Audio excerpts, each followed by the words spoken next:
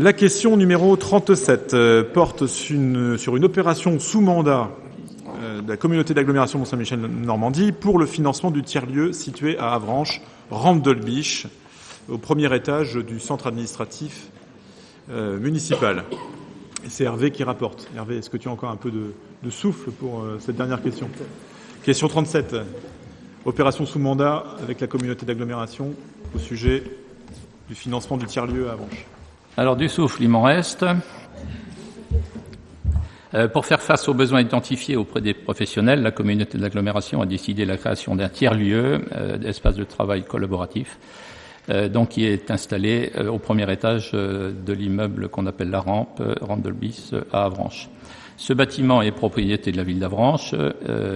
Des travaux ont été réalisés par la communauté d'agglomération dans ce premier étage, donc qui est occupé maintenant par le tiers-lieu. Mais ces travaux ne peuvent pas être payés en classe 2 de la section d'investissement et ils devraient être réalisés en section de fonctionnement. Donc pour éviter de faire supporter le financement en fonctionnement par la communauté d'agglomération, il est envisagé de financer l'opération dans le cadre d'une opération sous mandat avec la ville d'Avranches.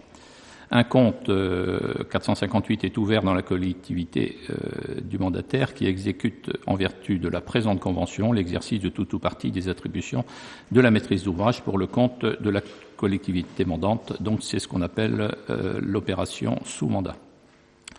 Le coût global de l'opération a été estimé à 130 000 € TTC, qui comprend une partie mobilier pour 40 000 €. Le périmètre de l'opération sous mandat concerne les éléments qui sont liés au bâtiment, à savoir la partie travaux, l'accès, la réservation et divers frais qui sont estimés au différentiel, c'est-à-dire 90 000 €. La communauté d'agglomération percevra les subventions qui sont liées à la réalisation du projet, à savoir de la part de la région, à hauteur de 37 800 € et par le département à hauteur de 22 500 €. Le solde de l'opération sous mandat sera supporté par la communauté d'agglomération sur la base estimative suivante, c'est-à-dire le reste à charge pour 29 700 €. Ces montants devront être ajustés au regard du coût définitif de l'opération qui sera établi par la communauté d'agglomération et formalisé par un certificat administratif. Il est donc proposé au conseil municipal, après un avis favorable de la commission des finances, d'autoriser la création de l'opération sous mandat tiers-lieu Avranches et d'autoriser le maire à signer la convention et tous les documents nécessaires à la mise en œuvre de cette délibération. Merci Hervé. Est-ce que vous avez besoin de compléments d'information concernant cette question ? Monsieur Morazin. Très beau projet. Donc je crois qu'on était à l'initial, enfin on était au début du projet si je me rappelle bien.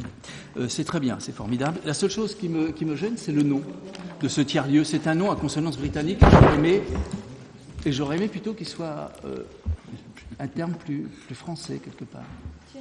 Non, j'ai trouvé. Non, c'est pas le tiers-lieu. Ah oui, c'est l'espace de travail collaboratif, coworking. Oui, vous savez. On aurait dû l'appeler coworking. Administrativement, je fais peut-être erreur. Mais je crois qu'on se doit de... Alors, c'est une terminologie, en effet, qui est discutable. Je vous l'accorde. Après, vous savez, les langues s'alimentent mutuellement. Je rappellerai toujours, je suis désolé, c'est un travers d'historien médiéviste. Il faut savoir que la langue britannique, après la conquête de l'Angleterre par les Normands, s'est vue envahie, cette langue, de 17 000 mots français. 17 000 mots français. Environ, bien évidemment, c'est pas un compte rond. Donc, que de temps en temps, un mot à consonance britannique réinvestisse le vocabulaire français, après tout, c'est peut-être un juste retour des choses. Cela dit, libre à vous d'utiliser espace collaboratif. Je tiens aussi à vous signaler que nous sommes dans un monde où les gens voyagent, les jeunes voyagent, où le mot coworking parle peut-être plus à une clientèle de passage chez nous, qui transite via la 84 du sud au nord de la France, et que ça fait peut-être plus sens que... Mais voilà, c'est un point de détail. Mais, ok. Non, je faisais simplement valoir le fait qu'administrativement, on était censé plutôt utiliser des termes français, je crois. Oui. si je ne me trompe pas. Hein. On n'a Non, pas mais le. c'est non. coworking, je pense. Ouais, non, mais, Non, même pas. non, mais Monsieur Morazin, est-ce que vous voulez bien lire le document qui est sous vos yeux? Il est écrit tiers-lieu. Qu'est-ce qu'il y a de moins français que tiers-lieu comme expression? C'est justement une traduction française, monsieur, de l'espace de coworking qui aurait été particulièrement laid, et là je vous aurais soutenu. Deuxième chose, vous dites que vous étiez à l'origine du projet, c'est ça que j'ai entendu? Non mais là, franchement, non mais on vous a jamais vu à l'origine d'un projet pareil, alors là vous avez des problèmes de mémoire ce soir, je suis désolé. Non mais Monsieur Cossec, je vous réponds quand même. Je ne vous parle pas du projet en soi. Ah. Vous avez, non, même pas, Monsieur Ferreira, pas du tout. Mais c'est vrai que vous êtes peut-être moins ancien que moi dans le conseil municipal. Alors effectivement, eh ben voilà. Donc j'étais élu avant vous, donc j'ai peut-être fait des choses avant vous et notre équipe aussi. Je crois que l'acquisition du bâtiment. Non. Non, c'est alors. C'est le bâtiment de Pôle Emploi. Non, attendez, vous rêvez. En tout cas, je confirme, sans crainte d'être démenti, que les premiers travaux avaient été réalisés par l'ancienne communauté de communes Avranches-Mont-Saint-Michel. Voilà. Les choses sont parties de la communauté de communes Avranches-Mont-Saint-Michel. Bon, après, chacun refait l'histoire comme il le veut, mais document à l'appui, c'est l'ancienne communauté de communes d'Avranches-Mont-Saint-Michel qui a initié ce tiers-lieu à l'endroit où il est actuellement. Alors, juste un petit point d'information. Déjà, il faut rendre à César ce qui revient à César. L'acquisition du bâtiment, c'est le résultat d'une idée et d'une démarche qui a été engagée par monsieur Hervé Gouello, qui a attiré notre attention sur l'intérêt d'acquérir un bâtiment à un coût assez peu important, 180 000 €, afin d'y déployer des services municipaux qui avaient besoin d'une meilleure accessibilité. Voilà l'origine du projet. Ensuite, Monsieur Morazin, laissez-moi finir.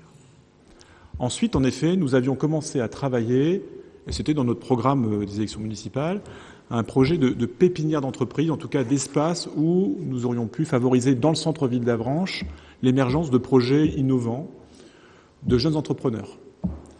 Et en effet, personnellement, je m'étais rapproché de 2 personnes, Henri-Jacques de Witt et Éric Goupil, en charge respectivement de l'économie et du numérique, afin d'envisager un partenariat entre la ville d'Avranches et la communauté d'agglomération sur ces 2 compétences, communauté de communes, pour travailler sur ces 2 champs de compétences, numérique et économie.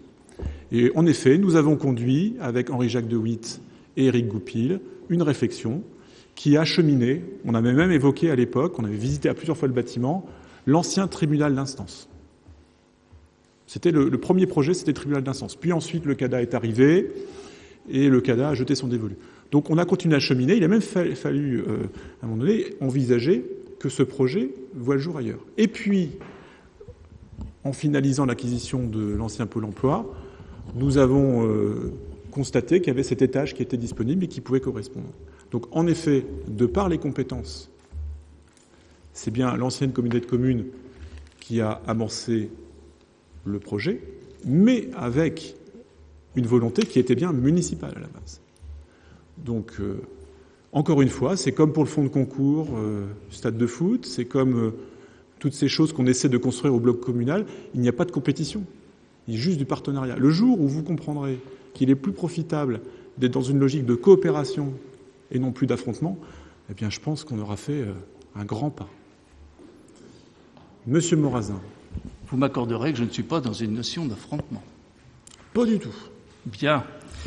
Alors, l'historien que vous êtes devrait savoir qu'il ne faut pas passer les étapes. Vous avez passé une étape dans votre histoire.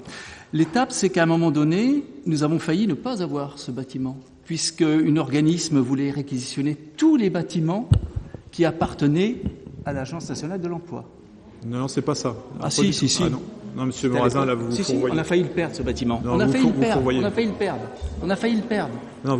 perdre. Non, non, je vais vous expliquer ce qui s'est passé. Alors, là, on va délibérer, mais on fera la conversation. En fait, l'organisme qui vendait le bâtiment a fait un recours et a attaqué notre délibération. C'est pas ça. C'est que la délibération ne pouvait pas être attaquée puisqu'il suffisait d'un arrêté municipal pour procéder à l'acquisition. Donc il y a une procédure qui a duré environ 1 an, mais qui est rapidement tombée parce que, en gros, le recours de l'agence qui vendait le bien et qui espérait une spéculation un peu plus à son avantage ne tenait pas juridiquement. Bon, écoutez, voilà l'histoire. On partagera la paternité, ça mettra terme à cette histoire. Bien. Alors il faut que nous votions tout de même. Donc je vous demande de rester encore un peu attentifs. Donc concernant cette opération sous mandat, je vous demande s'il y a des personnes qui souhaitent voter contre. A priori, je ne vois pas de main se lever. Des abstentions peut-être.